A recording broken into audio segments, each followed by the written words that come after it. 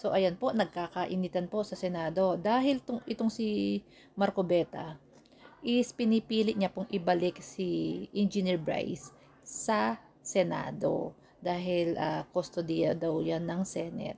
Dahil nga po noong September 8, siya po ay na-cite in contempt.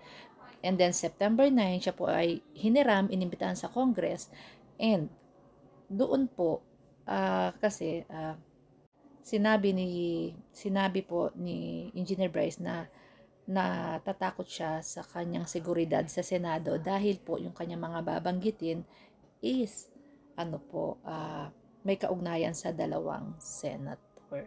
So ayan po. Syempre ang tao kapag po hindi safe ang kanyang custody, hindi meron siyang pag-aalinlangan sa kanyang safety sa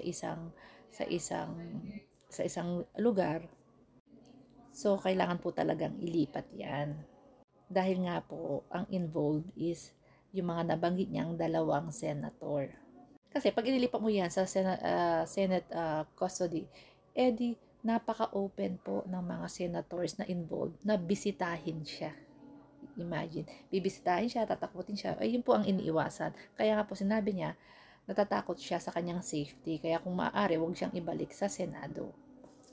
At hindi ko maintindihan bakit pinipilit nito ni Marcobeta na ibalik sa Senado. Si